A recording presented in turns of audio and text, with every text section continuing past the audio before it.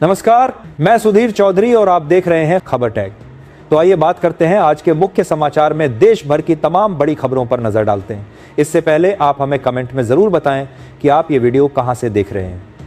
अगर आपने अभी तक इस वीडियो को लाइक नहीं किया तो लाइक करके चैनल को सब्सक्राइब जरूर करें। की इच्छा रखते हैं लेकिन लंबी यात्राएं संभव नहीं हो पा रही तो अब चांदनी चौक स्थित गौरी शंकर मंदिर आपकी यही मनोकामना पूरी करता है। मंदिर के बेसमेंट में सभी 12 ज्योतिर्लिंगों का एक भव्य और शांत स्थल बनाया गया है, जिसे बेहद सुंदर रूप दिया गया है। सुंदर परिसर, चमकते झूमर और सफेद संगमरमर की नक्काशी इस पवित्र स्थान को और भी दिव्य एहसास देती है। यहाँ पहुंचकर भक्त एक ही जगह पर भोलेनाथ के सभी पवित्र स्वरूपों के दर्शन कर सकते हैं, मानो पूरी आध्यात्मिक यात्रा दिल्ली में ही पूरी हो रही हो। आइए जानते हैं कि आप भगवान शिव के 12 रूपों की दिव्य झलक कब और कैसे पा सकते हैं। दिल्ली के चांदनी चौक में स्थित सबसे पुराने और प्रसिद्ध गौरी शंकर मंदिर परिसर के अंदर ही 12 ज्योतिर्लिंगों के दर्शन के लिए एक नया पवित्र स्थल बनाया गया है। मंदिर के पुजारी सुशील शुक्ला जी ने लोकल 18 से बातचीत में बताया कि इस विशेष स्थल की स्थापना 27 जुलाई 2024 को की गई थी। जोधपुर में सर्दियों के मौसम में राजस्थान के घरों और ढाबों में सरसों का साग खास तौर पर बनाया जाता है। राजस्थान ही नहीं बल्कि पूरे उत्तर भारत में सर्दियों के दिनों में सरसों का साग बड़े ही चाव से खाया जाता है। खेतों में लहलहाती सरसों की हरियाली जहां आंखों को सुकून देती है, वहीं उसी सरसों से बना साग सेहत के लिहाज से भी बेहद फायदेमंद माना जाता है। सरसों का साग खासकर मक्की की रोटी के साथ परोसा जाता है और ऊपर से डाला गया देसी मक्खन इसके स्वाद को दोगुना कर देता है। ठंड के दिनों में यह भोजन शरीर को गर्म रखने में मदद करता है और इम्यूनिटी बढ़ाने का काम भी करता है। सरसों का साग बनाने के लिए आवश्यक सामग्री। सरसों का साग बनाने के लिए मुख्य रूप से ताजी सरसों की पत्तियां ली जाती हैं। इसके अलावा पालक और बथुआ मिलाने से साग का स्वाद और भी बेहतर हो जाता है। सामग्री में हरी मिर्च, अदरक, लहसुन, प्याज, नमक और मक्की का आटा शामिल होता है। तड़के के लिए देसी घी या मक्खन, जीरा, सूखी लाल मिर्च और हींग का उपयोग किया जाता है।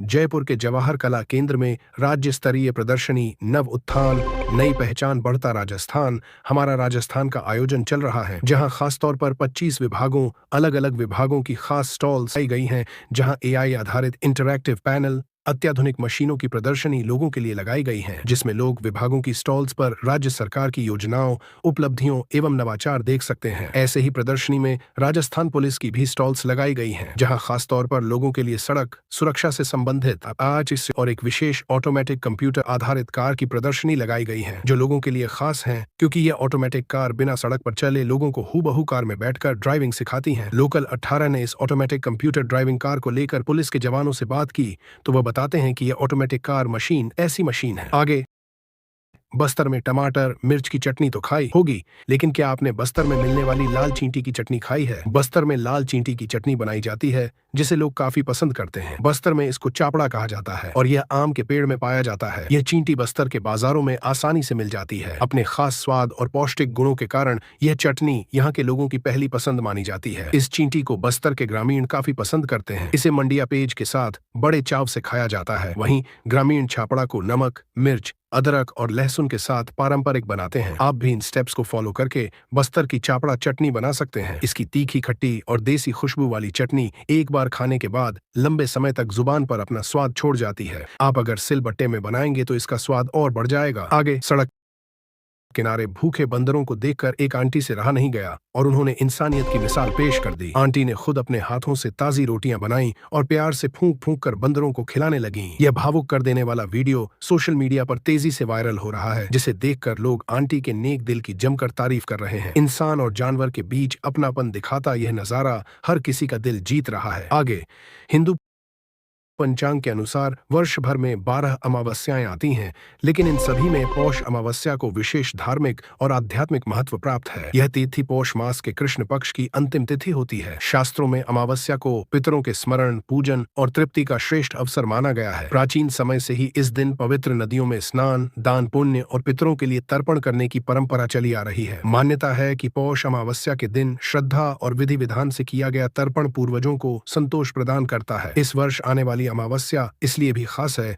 क्योंकि यह साल की अंतिम अमावस्या है। उज्जैन के प्रसिद्ध ज्योतिषाचार्य आचार्य आनंद भारद्वाज के अनुसार यदि इस शुभ तिथि पर राशि अनुसार दान किया जाए तो रुकी हुई किस्मत के द्वार खुल सकते हैं। साथ ही पितरों का विशेष आशीर्वाद प्राप्त होता है, जिससे नया साल खुशहाली, तरक्की और सकारात्मक ऊर्जा के साथ शुरू होता है। आगे लखीमपुर में आलू की बुवाई का सही समय क्षेत्र व दिन का क्षेत्र व तापमान पर निर्भर करता है। उत्तर भारत में इसकी बुवाई आमतौर 15 अक्टूबर से 15 नवंबर के बीच की जाती है, जब तापमान 18 से 25 डिग्री सेल्सियस रहता है। यूपी के अधिकतर जिलों में आलू की बुवाई को 1 महीना बीत चुका है। ऐसे में बढ़ती ठंड के साथ रोगों का खतरा मंडरा रहा है। आलू की फसल में late blight, early blight, mosaic रोग, काला पपड़ी, ब्लैक स्कर्फ और सॉफ्ट रॉट प्रमुख रोग हैं, जो पत्तियों के झुलसने, पौधों की वृद्धि रुकने और कंद सड़ने का कारण बनते हैं। ऐसे में किसानों को इन दिनों सतर्क रहने की जरूरत है। उत्तर प्रदेश के लखीमपुर खीरी जिले में किसान सर्दियों के मौसम में बड़े पैमाने पर आलू की खेती करते हैं। आलू की खेती कम लागत में अधिक मुनाफा देने वाली फसल मानी जाती है, लेकिन दिसंबर माह में थोड़ी सी लापरवाही पूरी फसल को नुकसान पहुंचा सकती है। इस दौरान अधिक कोहरा और नमी रहने के कारण आलू में झुलसा रोग का प्रकोप तेजी से बढ़ जाता है, जिससे किसान परेशान हो जाते हैं। आगे पीलीभीत में उत्तर प्रदेश का पीलीभीत जिला मानव वन्य जीव संघर्ष के कारण अक्सर चर्चा में रहता है। हालांकि यह समस्या केवल तराई क्षेत्र तक सीमित नहीं है, बल्कि देश भर के जंगल से सटे इलाकों में रहने वाले लोग भी इससे जूझ रहे हैं। इसी चुनौती को देखते हुए नोएडा स्थित एक निजी स्कूल के छात्रों ने अपने शिक्षकों के सहयोग से एक विशेष डिवाइस विकसित की है, जिसकी मदद से मानव वन्य जीव संघर्ष की समस्या से काफी हद तक राहत मिलने की उम्मीद जताई जा रही है। आर्टिफिशियल इंटेलिजेंस अब हर क्षेत्र में अपनी जगह बना रहा है। कुछ समय पहले तक इस तकनीक को लेकर तरह तरह के कयास लगाए जा रहे थे, मगर अब यह तकनीक आम जीवन की समस्याओं को सुलझाने में भी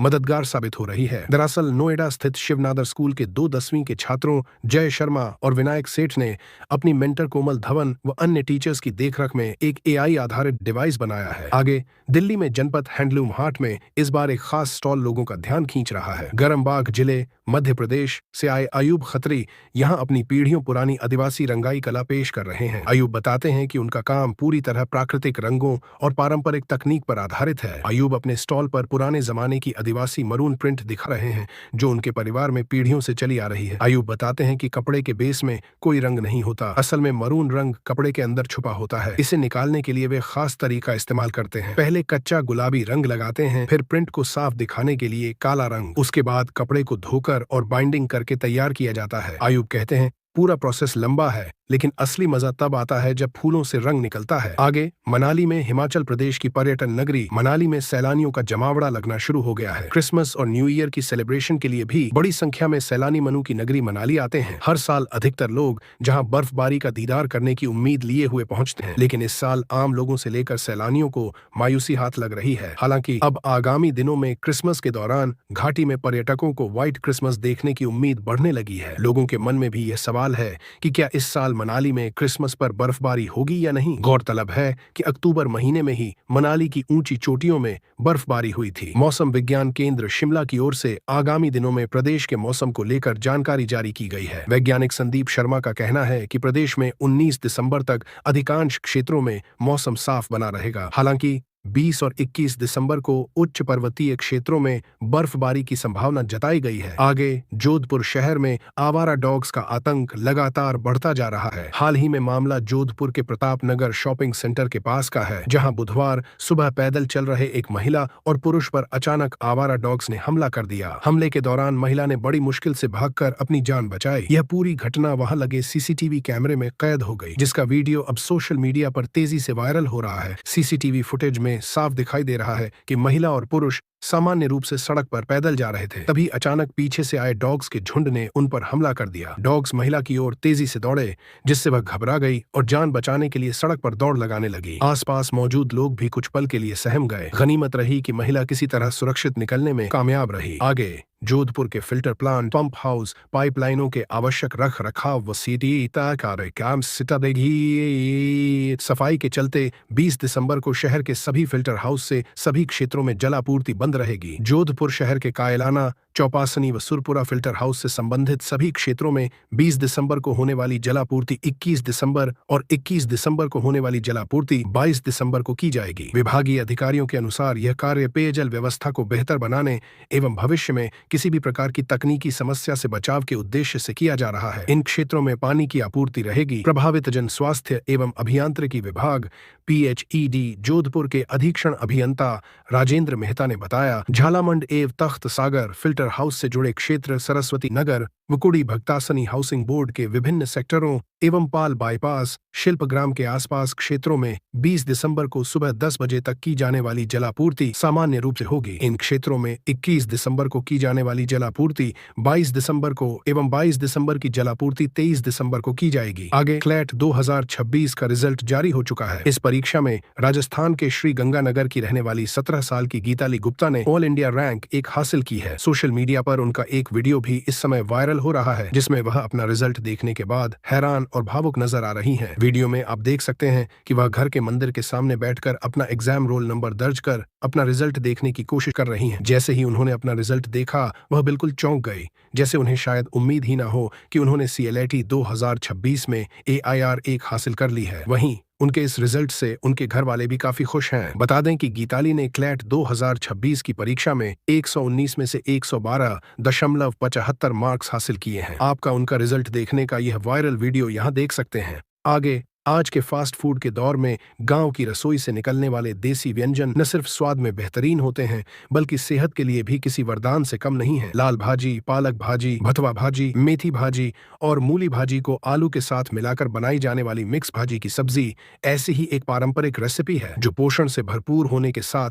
हर उम्र के लोगों को पसंद आती है। गाँव की रसोई में काम कर रही गृहिणी मंजू बंदे ने इस पारंपरिक सब्जी को बनाने का आसान और घरेलू तरीका बताया, जिसे कोई भी अपने घर पर आसानी से बना सकता है। इस सब्जी की खास बात यह है कि इसमें इस्तेमाल होने वाली सभी भाजी स्थानीय और आसानी से उपलब्ध होती हैं। लाल भाजी, पालक भाजी, भथवा भाजी, मेथी भाजी और मूली भाजी के साथ आलू मिलाकर बनाई जाने वाली ये सब्जी स्वाद और सेहत का बेहतरीन संगम है। आगे फरीदाबाद और गुरुग्राम की हवा फिर से खतरे के निशान पर आ गई है। सुबह से ही शहर में धुंध छाई रही, सांस लेना भारी लगने लगा। बाहर निकलो तो हवा का स्वाद बदल जाता है, हल्की कड़वाहट, धूल की गंध, जैसे पहले ही चेतावनी मिल रही हो। आज फरीदाबाद का औसत एयर क्वालिटी इंडेक्स 160 से 180 के बीच रहा। ये मध्यम से खराब की कैटेगरी में आता है, मगर कई जगह हालात इससे कहीं ज्यादा बिगड़ चुके हैं। हवा इतनी जहरीली हो गई है कि अब आम लोगों को भी फेफड़ों पर असर साफ महसूस हो रहा है। सबसे बुरा हाल भविष्य निधि एनक्लेव और सेक्टर 17 का है। यहाँ AQI 641 और 623 तक पहुंच गया है,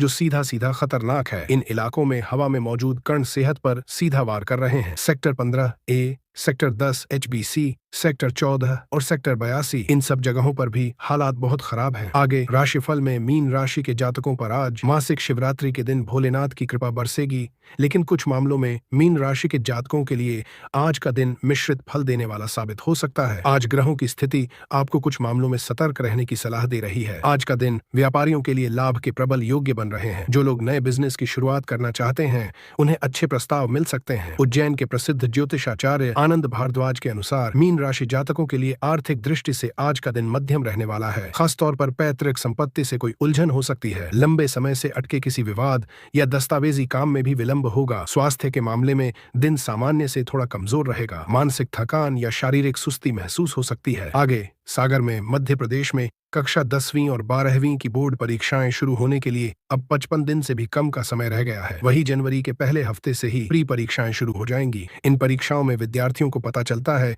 कि वह फाइनल बोर्ड परीक्षा के लिए कितने तैयार है, उनमें क्या खामियां हैं, कहां पर गलती कर रही है और क्या सुधार की आवश्यकता है। छमाही के बाद होने वाली यह परीक्षा में एक प्रकार से विद्यार्थियों के लिए निखारने का काम करती है। लेकिन जो विद्यार्थी बोर्ड की परीक्षा में अच्छे अंक हासिल करना चाहते हैं और अभी तक ठीक तरह से पढ़ाई शुरू नहीं की है, तो ऐसे स्टूडेंट के लिए देर नहीं हुई है, क्योंकि परीक्षाएं शुरू होने में अभी 55 दिन से ज्यादा का समय बाकी है। एक दिन में 24 घंटे होते हैं। स्कूल का कोचिंग के अलावा बच्चे घर पर भी ज्यादा से ज्यादा समय पढ़ाई के लिए दिन तो सब कुछ ठीक हो जाएगा। जैसा वह चाह रही है उसे प्रकार का रिजल्ट प्राप्त कर सकते हैं। आगे चंदौली जिले के किसानों के लिए इस वर्ष खेती किसी बड़ी आपदा से कम नहीं रही। लगातार हुई बारिश ने जहां खरीफ की फसल धान को भारी नुकसान पहुंचाया, वहीं अब रबी की फसल गेहूं की बुआई पर भी संकट के बादल मंडरा रहे हैं। किसान केदार यादव ने लोकल 18 से बातचीत में किसानों की पीड़ा को साझा करते हुए बताया कि इस बार चंदौली के किसानों के भाग फूट गए हैं। उन्होंने कहा कि पिछली बारिश ने खेतों में इतनी अधिक नमी छोड़ दी है कि अभी जुताई कर पाना लगभग। हमें कमेंट में जरूर बताएं कि आप ये वीडियो कहां से देख रहे हैं। अगर आपने अभी तक इस वीडियो को लाइक नहीं किया तो लाइक करके चैनल को सब्सक्राइब जरूर करें। दिल्ली और एनसीआर के निवासी इस समय घने कोहरे और कड़ाके की ठंड का सामना कर रहे हैं। न्यूनतम तापमान 9 डिग्री सेल्सियस तक पहुंच गया है और बर्फीली हवाएं चल रही हैं। सुबह के समय दृश्यता बेहद कम होकर 20 से 30 मीटर रह गई है, जबकि कुछ हाईवेज पर यह शून्य हो चुकी है। इससे गाड़ियों की रफ्तार थम गई है और चालकों को हेडलाइट और इंडिकेटर का इस्तेमाल करना पड़ रहा है। यह घना कोहरा केवल मौसम की मार नहीं बल्कि वायु प्रदूषण को भी बढ़ा रहा है। दिल्ली का औसत एयर क्वालिटी इंडेक्स AQI 456 तक पहुंच गया है, जो गंभीर श्रेणी में आता है। प्रदूषण के इस स्तर के कारण GRAP4 नियम लागू किए गए हैं, जिसमें निर्माण कार्य, कूड़ा जलाने और कुछ वाहनों के संचालन पर प्रतिबंध शामिल है। लियोनेल मेसी आज दिल्ली में होंगे, जहां वो अरुण जेटली स्टेडियम में एक गोट एग्जीबिशन मैच में हिस्सा लेंगे। इस कार्यक्रम में विराट कोहली भी शामिल हो सकते हैं। इसके बाद मेसी एक वेलकम इवेंट में शिरकत करेंगे। मेसी के दिल्ली कार्यक्रम को लेकर दिल्ली पुलिस ने सुरक्षा के पुख्ता इंतजाम किए हैं। नई दिल्ली में कोलकाता जैसे भीड़ भाड़ वाले हालात से बचने और कार्यक्रम को सफल बनाने के लिए विशेष ध्यान रखा जा रहा है। हजारों की संख्या में प्रशंसकों के अरुण जेटली स्टेडियम पहुंचने की उम्मीद है, जिसके मद्देनजर दिल्ली पुलिस पूरी तरह से अलर्ट है।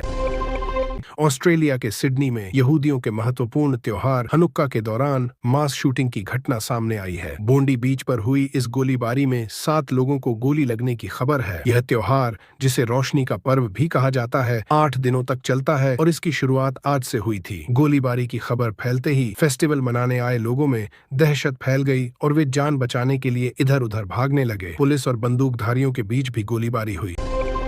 देश के कई हिस्सों में मौसम ने करवट ली है। जहां एक ओर दिल्ली में प्रदूषण गंभीर स्तर पर पहुंच गया है, वहीं उत्तर प्रदेश और जम्मू कश्मीर में अलग अलग मौसमी घटनाएं दर्ज की गई हैं। दिल्ली NCR में प्रदूषण के बढ़ते स्तर को देखते हुए ग्राफ 4 लागू कर दिया गया है। इसके तहत भारी वाहनों के प्रवेश पर रोक, निर्माण कार्यों पर पाबंदी और कार्यालयों में 50% क्षमता के साथ काम करने जैसे प्रतिबंध लगाए गए हैं। AQI 491 दर्ज किया गया है, जो गंभीर श्रेणी में आता है। जम्मू कश्मीर के बांदीपोरा में भारी बर्फबारी हुई है, जिससे पहाड़ियां बर्फ की सफेद चादर से ढक गई हैं।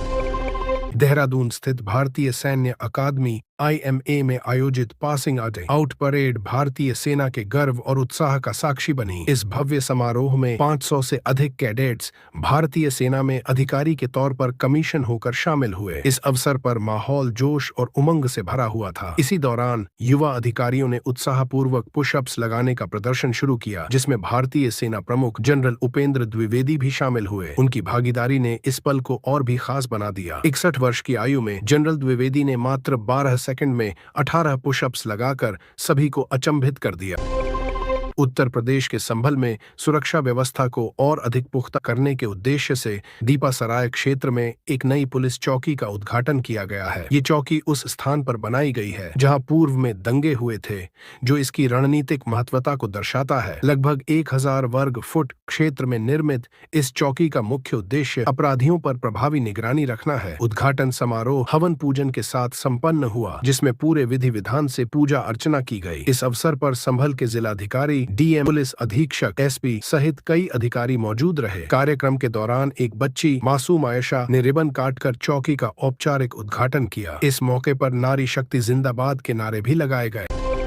स्पेन में एक 22 वर्षीय महिला कर्मचारी को सिर्फ इसलिए नौकरी से निकाल दिया गया क्योंकि वह दफ्तर अपने निर्धारित समय से काफी पहले पहुंच जाती थी। यह मामला दुनिया भर में कार्यस्थल के नियमों और अनुशासन को लेकर बहस छेड़ रहा है। कंपनी ने महिला को बार बार मौखिक और लिखित चेतावनी दी थी कि वह शिफ्ट से पहले न आए, लेकिन महिला ने अपनी यह आदत नहीं बदली। कंपनी के अनुसार महिला का जल्दी आना टीम के समन्वय को बाधित कर रहा था और कार्य सूची में अनावश्यक गड़बड़ी पैदा कर रहा था। इतना ही नहीं, कुछ मौकों पर उसने कंपनी ऐप में समय से पहले लॉग इन करने की भी कोशिश की।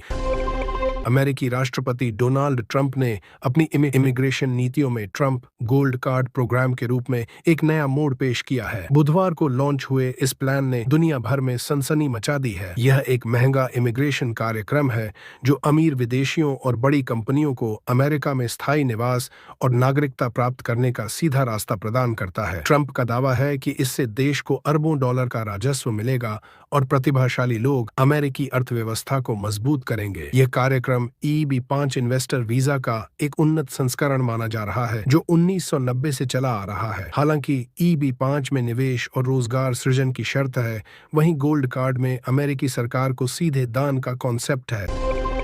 भारतीय अर्थव्यवस्था आज वैश्विक मंच पर एक चमकता सितारा है, जिसे दुनिया की सबसे तेज भागती अर्थव्यवस्था के रूप में देखा जा रहा है। ग्लोबल उथल पुथल के बावजूद भारत का स्थिर आर्थिक विकास इसे वैश्विक कंपनियों के लिए पहली पसंद बना रहा है। अमेजन, माइक्रोसॉफ्ट और गूगल जैसी बड़ी टेक कंपनियां भारत में भारी निवेश के लिए कतारबद्ध हैं। एक रिपोर्ट के अनुसार अमेजन, माइक्रोसॉफ्ट और गूगल ने मिलकर कुल 67 अरब डॉलर से अधिक के निवेश का ऐलान किया है। अगले 5 सालों में Amazon 35 billion dollar, Microsoft 17.5 billion dollar और गूगल 15 बिलियन डॉलर का निवेश करेगा। डिस्क्रिप्शन के अनुसार ओपनएआई की पेरेंट कंपनी भी भारत में 1 अरब डॉलर लगाने की तैयारी में है।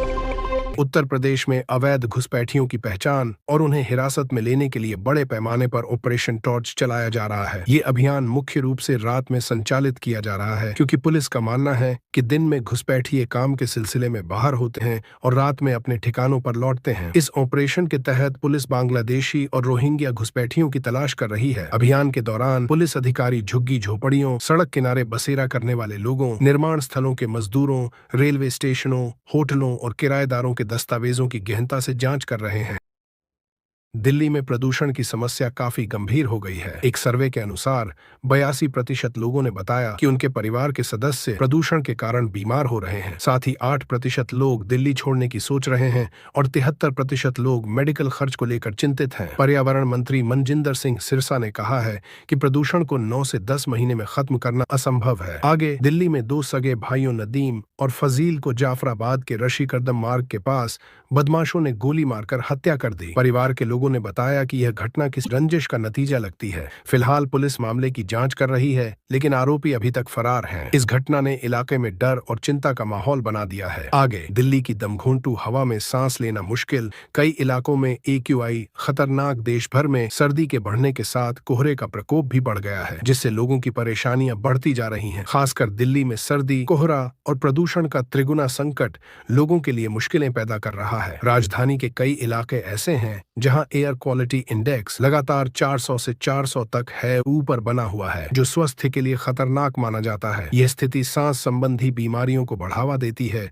और लोगों के लिए सार्वजनिक जीवन को प्रभावित करती है। आगे जॉर्डन के किंग अब्दुल्लाह पैगंबर मोहम्मद साहब की 41वीं पीढ़ी से ताल्लुक रखते हैं, जबकि क्राउन प्रिंस हुसैन बिन अब्दुल्ला उनकी 42वीं पीढ़ी के सीधे वंशज हैं। जॉर्डन का शाही परिवार आधुनिक सोच और पश्चिमी जीवन शैली को अपनाता है। महारानी रानियां और राजकुमारी रजवा अक्सर पश्चिमी कपड़ों में दिखती हैं और हिजाब बुर्के से दूरी बनाए रखती हैं। आगे प्रधानमंत्री नरेंद्र मोदी की कार डिप्लोमेसी ने एक बार फिर सबका ध्यान अपनी ओर खींचा है। जॉर्डन के क्राउन प्रिंस हुसैन बिन अब्दुल्ला ने खुद कार चलाकर प्रधानमंत्री मोदी को राष्ट्रीय संग्रहालय तक पहुंचाया। 31 वर्षीय क्राउन प्रिंस और 75 वर्षीय प्रधानमंत्री मोदी एक ही कार में सफर करते हुए नजर आए। इससे पहले भी रूस के राष्ट्रपति पुतिन, अमेरिका के बराक ओबामा और इजराइल के प्रधानमंत्री बेंजामिन नेतन्याहू के साथ मोदी की कार डिप्लोमेसी काफी चर्चा में रही है। आगे ट्रंप ने रूस यूक्रेन युद्ध के जल्द समाप्त होने की जताई उम्मीद। राष्ट्रपति ट्रंप ने रूस यूक्रेन युद्ध के जल्द समाप्त होने की उम्मीद जताई। यूरोप में सोमवार को हुई बातचीत का सारांश देते हुए ट्रंप ने कहा, हम युद्ध खत्म करने को लेकर अब पहले से कहीं अधिक करीब हैं। आगे करीब 4 साल से जारी रूस यूक्रेन जंग पर विराम की कोशिशें तेज हो गई हैं। जर्मनी की राजधानी बर्लिन में अमेरिका, यूक्रेन और जर्मनी के बीच दूसरे दिन की बातचीत हुई। रूस ने भी इस वार्ता की सराहना की है और साफ किया है कि नेटो में यूक्रेन का शामिल न होना सीज फायर के लिए पॉजिटिव संकेत है। आगे ऑस्ट्रेलिया के सिडनी के बॉन्डी बीच पर हुए आतंकवादी हमले ने पूरी दुनिया को हिलाकर रख दिया है। ऑस्ट्रेलिया की सुरक्षा एजेंसियों के अनुसार इस हमले को पाकिस्तानी मूल के 50 वर्षीय साजिद अकरम और उनके 24 वर्षीय बेटे नवीद अकरम ने अंजाम दिया। दोनों ने यहूदी समुदाय के एक वार्षिक त्योहार के दौरान लगभग 10 मिनट तक अंधाधुंध गोलियां चलाईं, जिसमें करीब 50 से ज्यादा गोलियां दागी गईं। यह घटना पहलगाम में हुए आतंकवादी हमले की याद दिलाती है, जहां धर्म के आधार पर लोगों को निशाना बनाया गया था। जांच में यह भी सामने आया कि साजिद अकरम ऑस्ट्रेलिया में कई वर्षों से रह रहे थे और वे एक गन क्लब के सदस्य भी थे, जबकि उनके बेटे नवीद पर कट्टरपंथ का प्रभाव अधिक था। यह घटना ऑस्ट्रेलिया की सुरक्षा के लिहाज से गंभीर चिंता का विषय बनी हुई है। आगे सिडनी में यहूदियों पर हुए हमले पर इजरायली प्रधानमंत्री बेंजामिन नेतन्याहू ने तीखी प्रतिक्रिया दी। उन्होंने कहा, ऑस्ट्रेलिया की ओर से हाल ही में फिलिस्तीनी राज्य को मान्यता दी गई है। नेतन्याहू ने ऑस्ट्रेलिया पर आतंकवाद को बढ़ावा देने का आरोप लगाया। आगे, मनरेगा को लेकर संसद में आज विपक्ष का जोरदार प्रदर्शन हो रहा है। लोकसभा में विपक्ष ने मनरेगा का विरोध किया तो मकर द्वार पर भी प्रदर्शन हुआ। कांग्रेस सांसद प्रियंका गांधी वाड्रा ने नियम 72 के तहत सरकार के फैसले का विरोध किया और नाम बदलने की जल्दबाजी को गलत बताया। उन्होंने कहा कि बिना चर्चा के यह विधेयक पेश नहीं होना चाहिए था और इसे वापस लेकर नए सिरे से पेश किया जाना चाहिए। आगे, नितिन नवीन को बीजेपी का कार्यकारी राष्ट्रीय अध्यक्ष बनाया गया है। वे बिहार के 5 बार विधायक और पूर्व मंत्री हैं, लेकिन राष्ट्रीय स्तर पर उनका नाम नया है। पार्टी ने उन्हें युवाओं के लिए प्रेरणा माना है और यह कदम पीढ़ीगत बदलाव की दिशा में महत्वपूर्ण कदम है। नितिन नवीन संगठन के कामयाब नेता हैं जो बिना प्रचार के संगठन में मेहनत करते हैं। आगे, प्रधानमंत्री नरेंद्र मोदी 3 देशों के 4 दिवसीय दौरे पर हैं। इस दौरे का पहला पड़ाव जॉर्डन में हुआ, जहां उन्होंने बिजनेस मीट को संबोधित किया। इस दौरान उन्होंने भारत जॉर्डन के बीच लंबे समय से चले आ रहे ऐतिहासिक विश्वास और भविष्य के आर्थिक अवसरों पर जोर दिया। पीएम मोदी ने बताया कि सीमाओं और बाजारों की तुलना में दोनों देशों के बीच संबंध खास और भरोसेमंद है। आगे, प्रधानमंत्री नरेंद्र मोदी के जॉर्डन दौरे के दौरान एक खास क्षण तब सामने आया जब क्राउन प्रिंस अल हुसैन बिन अब्दुल्ला तय स्वयं गाड़ी चलाकर पीएम मोदी को जॉर्डन म्यूजियम ले जाकर देश की सांस्कृतिक और ऐतिहासिक विरासत के महत्व को दर्शाया। मोदी ने अपने संदेश में क्राउन प्रिंस के प्रति आभार व्यक्त किया। आगे, राष्ट्रपति ट्रंप ने रूस यूक्रेन युद्ध के जल्द समाप्त होने की उम्मीद जताई। यूरोप में सोमवार को हुई बातचीत का सारांश देते हुए ट्रंप ने कहा, हम युद्ध खत्म करने को लेकर अब पहले से कहीं अधिक करीब हैं। आगे, करीब 4 साल से जारी रूस यूक्रेन जंग पर विराम की कोशिशें तेज हो गई हैं। जर्मनी की राजधानी बर्लिन में अमेरिका, यूक्रेन और जर्मनी के बीच दूसरे दिन की बातचीत हुई। रूस ने भी इस वार्ता की सराहना की है और साफ किया है कि नेटो में यूक्रेन का शामिल न होना सीज फायर के लिए पॉजिटिव संकेत है। आगे, ऑस्ट्रेलिया के सिडनी के बॉन्डी बीच पर हुए आतंकवादी हमले ने पूरी दुनिया को हिलाकर रख दिया है। ऑस्ट्रेलिया की सुरक्षा एजेंसियों के अनुसार इस हमले को पाकिस्तानी मूल के 50 वर्षीय साजिद अकरम और उनके 24 वर्षीय बेटे नवीद अकरम ने अंजाम दिया। दोनों ने यहूदी समुदाय के एक वार्षिक त्योहार के दौरान लगभग 10 मिनट तक अंधाधुंध गोलियां चलाईं, जिसमें करीब 50 से ज्यादा गोलियां दागी गईं। यह घटना पहलगाम में हुए आतंकवादी हमले की याद दिलाती है, जहां धर्म के आधार पर लोगों को निशाना बनाया गया था। जांच में यह भी सामने आया कि साजिद अकरम ऑस्ट्रेलिया में कई वर्षों से रह रहे थे और वे एक गन क्लब के सदस्य भी थे, जबकि उनके बेटे नवीद पर कट्टरपंथ का प्रभाव अधिक था। यह घटना ऑस्ट्रेलिया की सुरक्षा के लिहाज से गंभीर चिंता का विषय बनी हुई है। आगे, सिडनी आतंकी हमले को लेकर ऑस्ट्रेलिया पर भड़के नेतन्याहू। सिडनी में यहूदियों पर हुए हमले पर इजरायली प्रधानमंत्री बेंजामिन नेतन्याहू ने तीखी प्रतिक्रिया दी। उन्होंने कहा, ऑस्ट्रेलिया की ओर से हाल ही में फिलिस्तीनी राज्य को मान्यता दी गई है। नेतन्याहू ने ऑस्ट्रेलिया पर आतंकवाद को बढ़ावा देने का आरोप लगाया। आगे, ऑस्ट्रेलिया के बोंडी बीच पर आतंकी हमला, कई लोगों की मौत। ऑस्ट्रेलिया के सिडनी के बोंडी बीच पर हनुक्का त्योहार मनाने वाले यहूदियों पर 2 हमलावरों ने गोलीबारी की, जिसमें 12 लोगों की मौत और कई घायल हुए हैं। पुलिस ने हमलावरों को जवाबी कार्रवाई में मार गिराया, जबकि एक गंभीर हालत में है। हमले ने पूरे शहर और देश को हिला दिया है। इसे एक बड़ा आतंकी हमला बताया जा रहा है। आगे, यूक्रेनी शहरों पर रूसी की भीषण बमबारी। शांति वार्ता की कोशिशों के बीच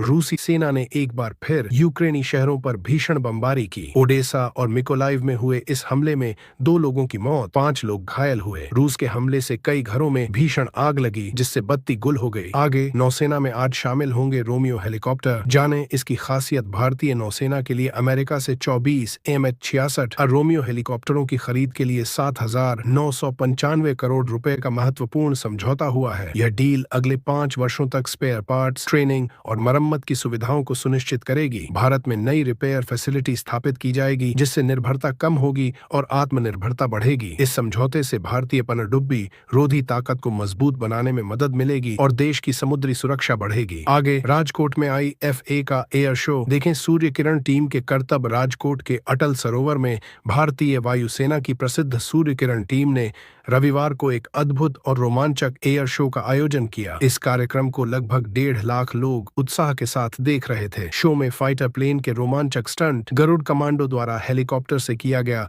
रेस्क्यू डेमो और आकाश गंगा टीम की 8000 फीट की ऊंचाई से की गई स्काई डाइविंग शामिल थी। आगे झारखंड के रामगढ़ के आरा सारूबेड़ा में जंगली हाथियों का वीडियो बनाना एक शख्स को भारी पड़ गया। हाथियों के झुंड के पास गए युवक पर एक हाथी भड़क गया और उसे पटक पटक पटक कर मार डाला। मृतक की पहचान अमित रजवार के रूप में हुई है। वन विभाग ने लोगों से सतर्क रहने की अपील की है। आगे दिल्ली में पर्यावरण को सुरक्षित रखने के लिए नए नियम लागू किए गए हैं। गुरुवार से बिना वैध पीयूसी सर्टिफिकेट वाले वाहनों को पेट्रोल पंपों पर ईंधन नहीं दिया जाएगा। इसके अलावा जब ग्रैब 3 या 4 प्रतिबंध लागू होंगे तब BS 6 से नीचे के और दिल्ली के बाहर पंजीकृत वाहनों को शहर में प्रवेश करने की अनुमति नहीं मिलेगी। पर्यावरण मंत्री मनजिंदर सिंह सिरसा ने कहा कि वाहनों की उत्सर्जन कैटेगरी की जांच ऑटोमेटिक नंबर प्लेट सिस्टम द्वारा और मौके पर की जाएगी। आगे नगर निगम चुनाव को लेकर महाविकास अघाड़ी की रणनीतियां बन रही हैं। छत्रपति संभाजी नगर में यह गठबंधन लड़ने की योजना बना रहा है। बीजेपी, शिवसेना